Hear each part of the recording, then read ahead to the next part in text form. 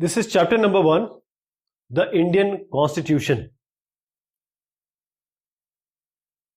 We are discussing about the Indian Constitution. So we are going to see what is Indian Constitution, why we require it. So just take some game, say football. So football and volleyball and basketball all are played with ball, but they have different rules. While you are playing volleyball, you can touch the ball with your hands. But while you are playing football, touching football by your hand is a foul. So different games have different rules. Like these games, society also has constitutive rules that make it what it is, what society is, and differentiate it from other kind of societies. When we have large societies, we have different communities of people, they live together. Then these rules are formulated through consensus, means all the community people, they sit and they decide that what society they want. So in modern countries, this consensus is usually available in written form. A written document, and this is very important, a written document in which we find such rules is called a constitution. So constitution is a written document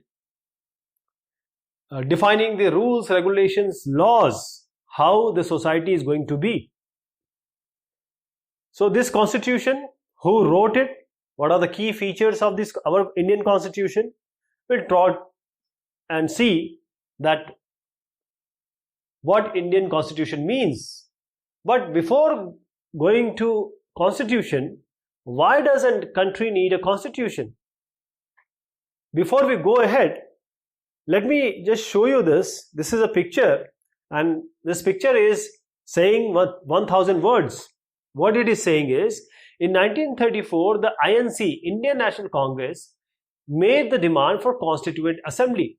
And during the Second World War, this assertion of an independent Constituent Assembly formed only of Indian gained momentum.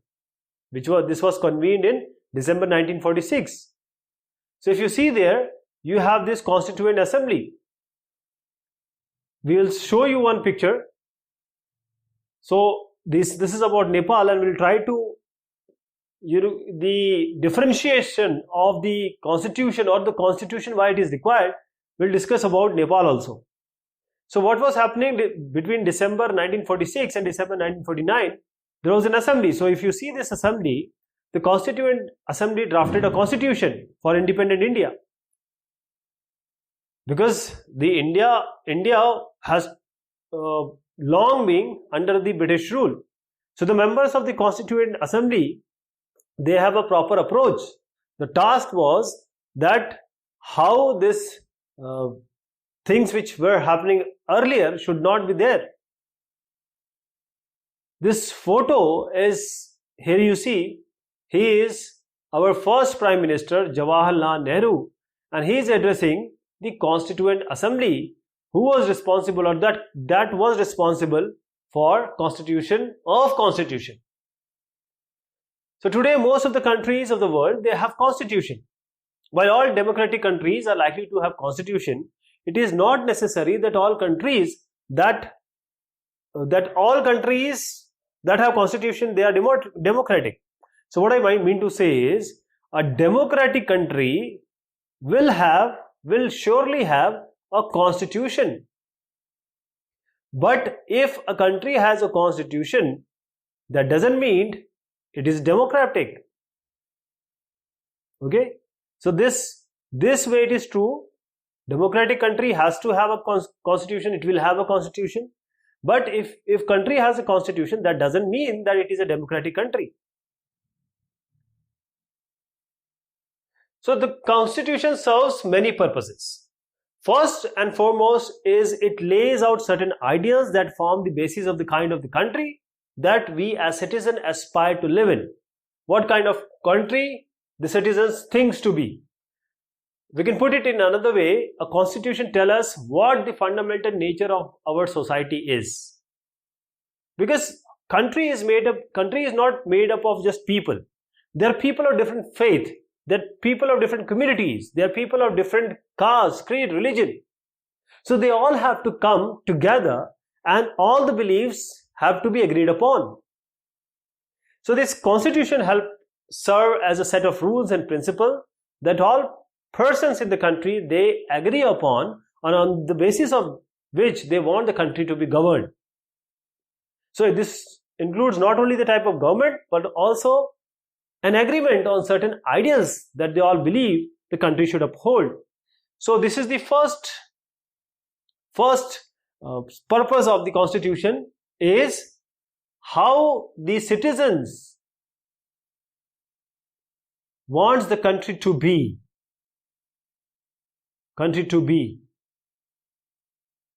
How the society they wants to be, and all have to agree upon this. This is very important. So we'll try to understand, as I showed you this picture, what we mean that this, we will show you the contrasting situation of Nepal, the country which is just sharing the border with India on the north.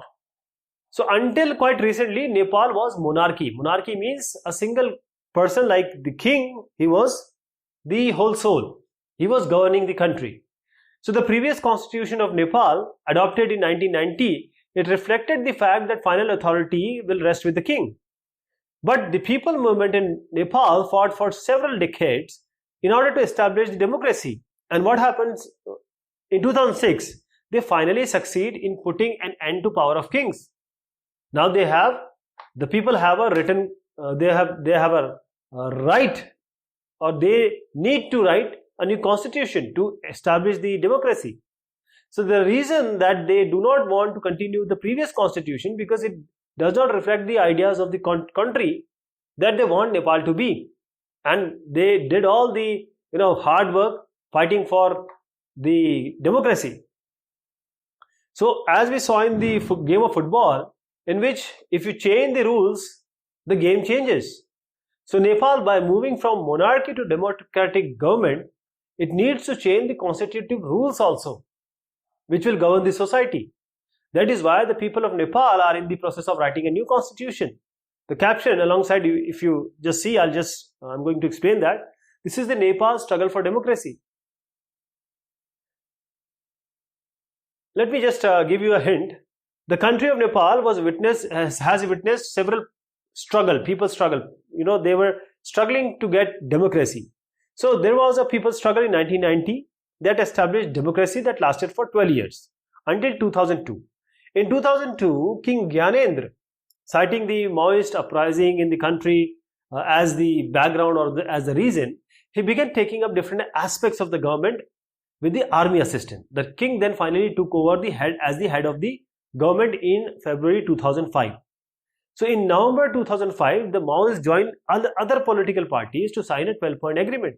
And this agreement, it signaled to the larger public as an imminent return to democracy and peace. So in 2006, this people movement for democracy again began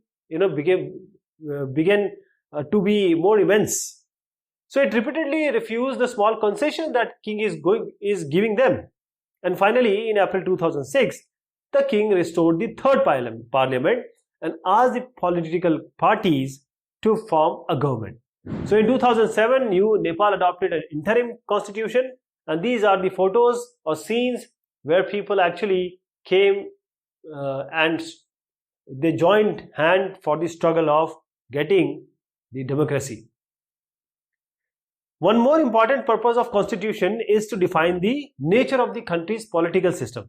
So first we saw that the citizen, they agree upon and they want how society has to be. That is citizen, you can say citizen belief, you can say. The second is what we are discussing is that the constitution of the nature of country's political system. So country's political system, you can say. For instance, Nepal, we were just talked about earlier, constitution stated that the country was to be ruled by king and his council of ministers. So in countries that have adopted a democratic form, the government or policy, the constitution plays a crucial role because it lays down certain important guidelines, rules and directions that govern the decision making within these societies. So political system is governed by our what? Is governed by the for a different country it can be different, because Nepal and India are different countries. So basically constitution decides it. So in a democracy we choose leader. Now they have power, but there is always a possibility that the power may be misused. So what constitution is doing? Constitution is safeguarding that even if we select someone and he is misusing his power, then the injustice can be stopped or can be taken care. I'll just give you an example. Here is the class monitor, and he has some problem with someone. Now the teacher, she just left for some work, and when she came, the monitor said that this guy is creating nuisance, he is disturbing. Now because this guy was just sitting, he was not doing nothing, but still he was implicated. That means the monitor said that he is doing wrong in the class, and for no rhyme or reason the person here is he has to listen to the ma'am, because ma'am was being told that you are not obeying the class monitor, so you just write, I will not disobey the class monitor 100 times. So this was a kind of misuse of the power that this monitor enjoys. So in democratic societies, the constitution lay down certain rules in order to safeguard the misuse of the authority by any political leader. So we have certain fundamental rights. We have fundamental rights. If you recall about Om Prakash Valmiki, now he faced problem because he was a Dalit. But now Indian constitution guarantees the right to equality to all persons and say that no citizen can be discriminated against the grounds of religion, no discrimination against or on the basis of race, caste, creed, gender, place of birth or birth origin, you can say, place of birth. So the right of equality is one of the fundamental rights guaranteed by the Indian Constitution. One more important function of Constitution is what it plays in a democracy is that it ensures that the dominant group does not use its power against other less powerful, marginalized people or groups. So there is one more story that we have in a class, less girls and the number of boys were more than the girls. So they decided to play cricket. Girls wanted to play some other game, and they went to the teacher, and the teacher said, okay, just raise your hand. And because the boys were in majority, teacher said, okay, we must play the game the boys want to be. Now here we have a majority which are boys, then we have a minority which are girls, but girls have equal rights and they must be heard. Only because boys are in majority, the teacher cannot decide on the basis of that. So constitution is there, and it plays a very important role, that the dominant group, that is the majority group, should not bully, should not impinge upon the minorities. So these kind of unhealthy situations, it will occur in our democratic societies. It will happen where the majority would want to enforce decision on the minorities, or they will even exclude the minorities or the minority interest from making decision. So the constitution contains rules in order to ensure that these minorities should get, or they are not excluded from anything that is routinely available to the majority. So why we have a constitution is precisely in order to prevent any kind of tyranny or domination by the majority on minority.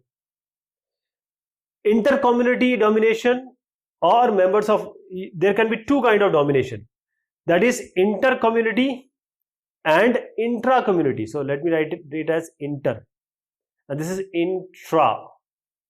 Inter-community means you have a community and there is a problem in inter-community, that is a majority, or say some rich people or any other powerful people, they are not looking after, or they are just doing everything to exclude the interest of the minority here in this same community. But if you have two different community, and this community is in majority and this is in minority, now this majority is excluding or doing all those things or making decisions on the basis that they enjoy all the powers and the good life. These minorities are excluded, they are not even thought of. So these are inter-community and intra-community domination. Then we have the third significant reason why we need a constitution: to save us from ourselves. How can we save us from ourselves, right? So we'll just look at the story. There's a girl, she has exam the coming day. Now she, because her parents were looking at a television serial and she also likes that television serial. Now if she was worried, because even if she doesn't see the serial, her mind will always be, you can say, inclined towards that program only, and she has to finish 2 chapters. But she went and she said that, Mama, Papa, if you don't see this program today, then I can just study these chapters, and because tomorrow I have my exam. And this exactly happened. And the next day, most of the question came from the chapters which were remaining for her to read.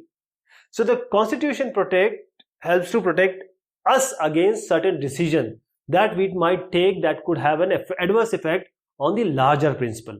Like we just think about today's benefit, that is, I see the program, I will enjoy myself, but what about tomorrow? It may happen that many people who live in democracy might come to strongly feel that party politics has become an acrimonious, that we need a strong dictator to set this right. That means some people can come and they may say that this government is not good, just rule out this government, let us have the monarchy, or let us have the rule of, say the army, or we can have king. So these kind of things can come in people's mind. So when we have a good constitution, it does not allow these whims to change the basic structure. It does not allow for the easy overthrow of the provision that guarantee rights of citizens and protect their freedom. That is how the constitution play a very important role in democratic societies. Now let us understand the key features, or you can say understand the ways in which these points we just discussed get translated into certain ideals and rules by studying some key features of Indian constitution. Here we can see that we have Sardar Vallabhbhai Patel, a prominent member of the Constituent Assembly. So the Indian Constituent, or you can say Indian Constitution, has certain key features. By the beginning of 20th century, the Indian national movement, it has given, or it has a very important role to play in the struggle from the British. And during the freedom struggle, the nationalists, they have devoted a great deal of time imagining and planning for a better country, a free country. And before that, they have to obey the laws of British. Now this long experience of this authoritarian rule under this colonial state convinced India that free India should be a democracy. Everyone should be treated equally and everyone should be allowed to participate in the government. So this was the basic thing that remained. So this was done by not one person, but more than 300 people, 300% who became members of the Constituent Assembly in 1946, and it went on for 3 years. They met periodically for the next 3 years to write Indian Constitution. So these members of the Constituent Assembly, they have a huge task, because we have different communities, different religions, various rules. So that when the Constitution was written, India was not in a good state. That is, there was turmoil. Partition was there. There were princely states. So the socio-economic condition of people were also not good. So all of these issues, they played on the minds of the member of Constituent Assembly, when they drafted the constitution. And they just want to prevent the diversity. Also, they want to preserve the national unity. So the final document, it reflects the concern of eradicating the poverty through socio-economic reforms, also emphasizing the crucial role that the people can play in choosing their representative. So we need to understand there are certain main key features of India. It is becoming a strong democratic society. First is federalism. Federalism is what? Federalism is that we have different level of government. That is, if this is Delhi, so this is Delhi. So the Delhi government cannot control or cannot just make rules for each and every single state or province or village, you can say. They can make the rules on the national security. They can make the rules for all as a whole. But when it comes to a certain state, the state knows better. So there has to be a state government. So there has to be a central government, state government, and then we have Panchayati Raj. So these are the three levels of government, and this levelism is known as the federalism. This is the federalism. Because there are certain powers the government, central government enjoys, or they have their own list, and then we have the list, that is the state government, and then we have the lower level, that means the main level, where the Panchayati Raj and all other comes. Then we have parliamentary form of government. This is the second thing. So we elect people, we elect the MPs, first of all we elect the parshals, that is the corporators. Then we elect the vidhayaks, and these vidhayaks are they elect whom? They elect the chief ministers. So this is a state. So we elect the vidhayak, and vidhayaks will elect the chief minister.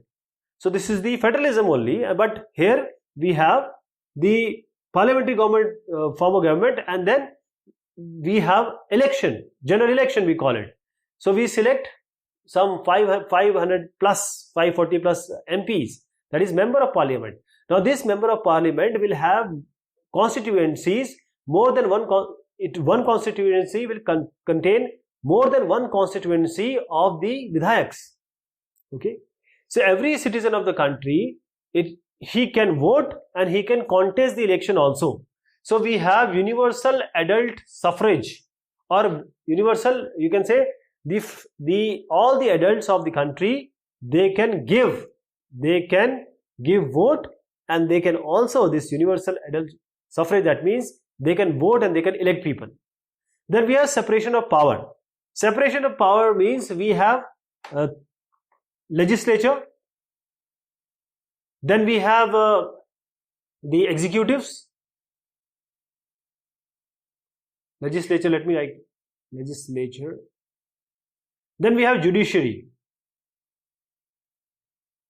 So now legislature makes the rules, makes the Kanun, and then executives, they execute, the proper implementation is on upon them.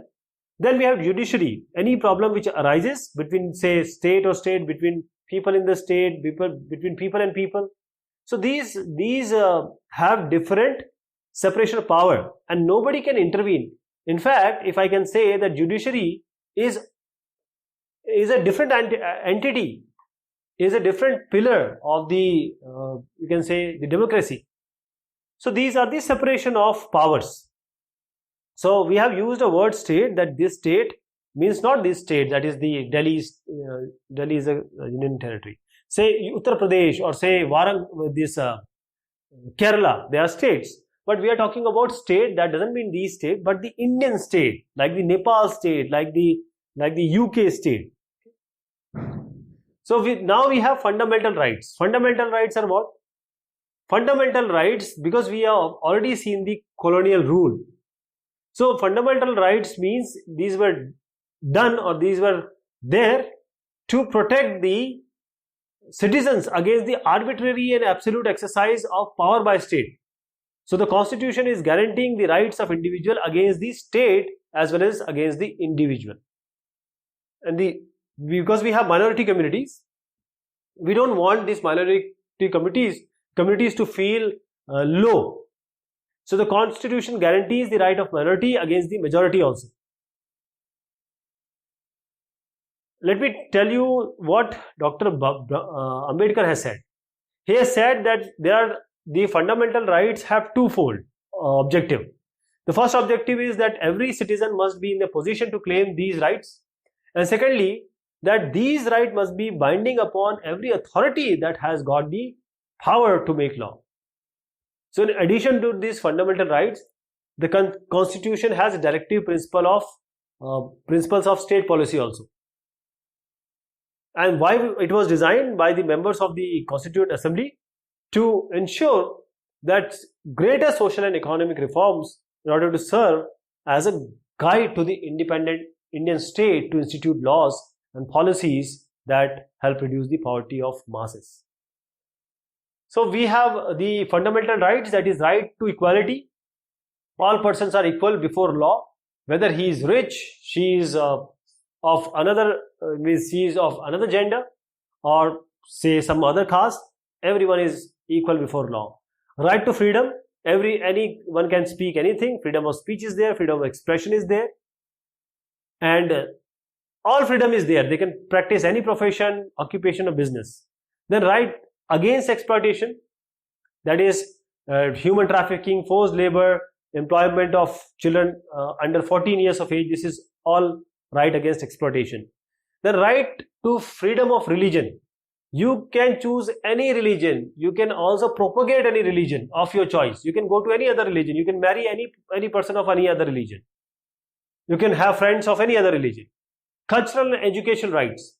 That means that all minorities, religious and linguistic, can set up their own educational institution in order to preserve and develop their own culture. So there is no, if there are madrasas or there are some mutts, there is no problem. Government will not interfere. It is all allowed. And the right of constitution remedies, this allows citizens to move to court if they believe that any of their fundamental rights have been violated by the state. Then we have secularism. Secularism also is very important.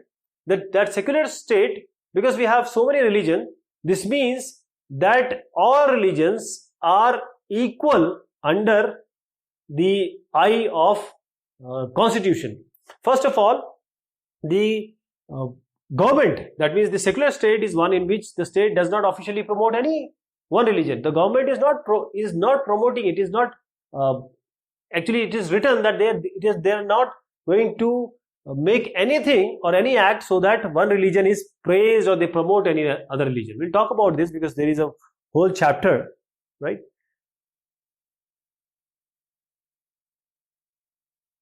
So this is all about the constitution. Thank you so much. Take care of yourself.